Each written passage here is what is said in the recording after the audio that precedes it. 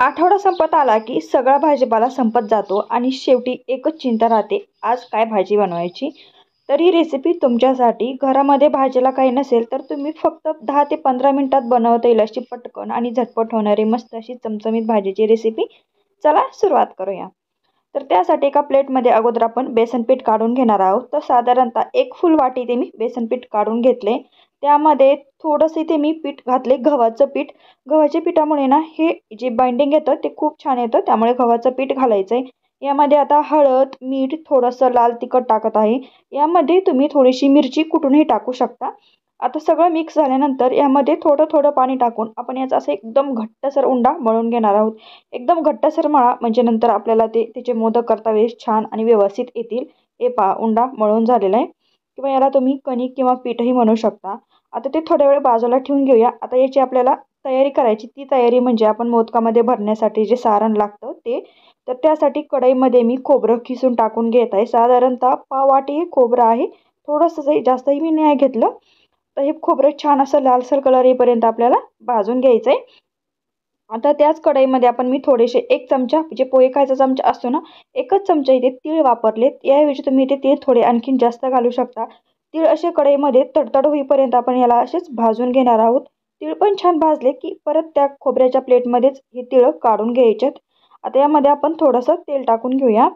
आणि ते तेल टाकल्यानंतर तेल गरम झालं की यामध्ये आपल्याला एक उभा बारीक चिरलेला कांदा यामध्ये मी टाकून घेत आहे. आणि कांदा असा छान लालसर कलर येईपर्यंत आपल्याला याला भाजून घ्यायचा आहे. तुमच्याकडे असा कांदा चिरून वाळवलेला कांदा असेल तोही तुम्ही इथे यूज केला तरीही चालतो, किंवा असा ताजा कांदा देखील तुम्ही इथे वापरू शकता. आता हे पहा, काही वेळातच हा कांदा एकदम असा लालसर कलर झालेला आहे आणि असाच आपल्याला हवा आहे. आता हा कांदा आपण कढईतून परत बाजूला काढून घेणार आहोत. यामध्ये तुम्ही खसखसचा पण वापर करू शकता, पण इथे मी खसखस वापरलेली नाही. फक्त 2 ते 3 4 पदार्थ आहेत तेच इथे आपण वापरून ही भाजी करणार आहोत. तर आता यामध्ये मी टाकून घेत आहे 2 ते 3 चमचे शेंगदाणे. शेंगदाणे सुद्धा छान आपल्याला ते थोडंसं तेल कढईमध्ये उरलं होतं, त्यातच मी थोडेसे असे भाजून किंवा तळून घेतलेत. आणि हे सगळं जे मिश्रण आहे ते थोडंसं आपल्याला थंड करून घ्यायचं आहे, म्हणजे थंड केल्यानंतर मिक्सरमध्ये छान व्यवस्थित बारीक होतं. आता यामध्ये थोडंसं मी लसणाच्या पाकळ्या टाकून घेत आहे. आणि खोबरं जे मी मगाशी थोडंसं भाजून घेतलं होतं ना, त्यातीलच खोबरं मी थोडं साईडला काढून ठेवलं. आता एका प्लेटमध्ये ते खोबरं टाकलं, त्यामध्ये शेंगदाण्याचा कूट टाकून घेत आहे. शेंगदाण्याचा कूट टाकला की यामध्ये हळद टाकून घ्यायची. यामध्ये काळा मसाला टाकून घ्यायचा आहे. थोडासा लाल मसाला पण टाकत आहे मी. आणि थोडासा गरम मसाला टाका. यामध्ये तुम्ही धने पावडर, जिरे पावडर, तुमच्याकडे जे मसाले असतील ते तुम्ही यामध्ये वापरू शकता. आणि यामध्ये आता मी चवीपुरतं मीठ टाकून ही सगळा जो मसाला आहे तो आपल्याला मिक्स करून घ्यायचा आहे. आणि यामध्ये थोडेसे 2 ते 3 पाकळ्या लसणाचे टाकून मिक्सरला फिरून घ्यायचे, म्हणजे लसूण छान बारीक होईल, किंवा कुटूनही घेऊ शकता उकळीमध्ये. हे पहा, याचे छान असं मस्तपैकी मिक्स झालं. हे आहे सारण मोदकात भरण्यासाठी.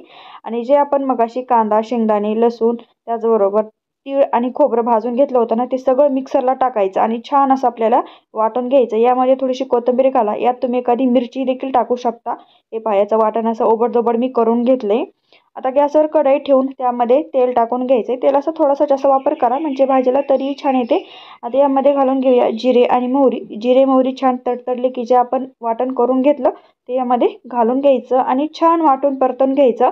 वाटण अगोदर आपण हे जे कांदा, लसूण, त्याचबरोबर खोबरं, शेंगदाणे भाजून घेतले, त्यामुळे ते आपल्याला जास्त परतायची गरज पडत नाही. आता यामध्ये मी हळद टाकून घेत आहे. त्यामध्ये काळा मसाला टाकायचा आहे. मसाला आपण मोदकाच्या सारणामध्ये भरताना सुद्धा टाकलेला आहे, त्यामुळे तुम्ही तुमच्या बेताने टाका, तुम्हाला कितपत तिखट हवंय. सगळा मसाला टाकल्यानंतर यामध्ये थोडंसं पाणी टाकायचं, कारण मसाले नंतर करपत नाहीत. थोडंसं पाणी टाकल्यामुळे त्याला छान असे ग्रेव्ही तयार होते, त्याचबरोबर मसाले करपत नाहीत, त्यामुळे थोडंसं पाणी घाला. साईडला गॅसवर मी पाणी गरम करण्यासाठी ठेवले. गरम पाणी भाजीला वापरायचं, जेणेकरून भाजीला तरीही छान येते आणि त्याचा सुगंधही आणखीन मस्त येतो. तर यावर मी थोडंसं 2 मिनिटं झाकून ठेवलं, जेणेकरून या भाजीला छान असं तेल सुटतं, किंवा या ग्रेव्हीला तेल सुटतं. आणि यामध्ये आता आपल्याला हवे त्या आकारानुसार, तुम्ही कितपत तुम्हाला भाजी हवी तेवढ्या आकारानुसार यामध्ये पाणी कमी जास्त करू शकता. पाणी टाकून घेतलं. यामध्ये चवीपुरतं मीठ टाकायचं आणि त्याला छान कमी गॅसवर उकळी काढून घ्यायची. आणि जे मगाशी पीठ आपण सर्वात अगोदर मळून ठेवलं होतं ना, त्याला एकदा थोडंसं असं मळून घ्यायचं आणि जे छोटे छोटे असे गोळे तयार करून घ्यायचे. गोळे सगळे एकत्र करून घ्यायचे, म्हणजे फक्त नंतर आपल्याला यामध्ये सारण भरून पटकन मोदक करता येतात. जे मगाशी आपण खोबरं, त्याचबरोबर शेंगदाण्याचं कूट आणि लसणाच्या पाकळ्यामध्ये मी टाकून याला छान असं मिक्सरला फिरून घेतलं. हे सारण तयार करून लगेच हे मोदकामध्ये भरून घेत आहे. यामध्ये तुम्ही कळ्याचे मोदक सुद्धा पाडू शकता, पण कळ्याचे मोदक करण्यासाठी भरपूर वेळ जातो. पटकन भाजी बनवायची असेल तर तुम्ही अशा साध्या सोप्या पद्धतीचे मोदकही बनवू शकता. एक एक करून मी सगळं सारण या मोदकामध्ये भरत आहे. तुम्हाला कितपत सारण कमी जास्त हवं आहे तुम्ही त्या आकारानुसार यामध्ये भरू शकता.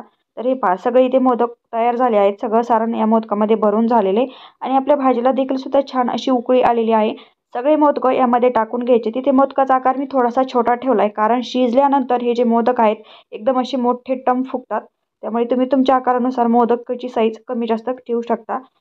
वरतून कोथिंबीर टाकायची. 10 ते 15 मिनिटं भाजी छान कमी गॅसवर इथे मी शिजवून घेतली.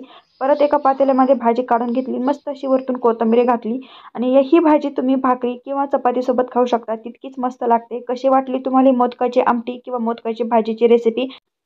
एकदा ह्या माझ्या पद्धतीने एकदा बनवून तर बघा. तुमच्या घरातील नक्कीच आवडीने खातील. ही भाजीची रेसिपी कशी वाटली कमेंटमध्ये सांगायला विसरू नका. धन्यवाद.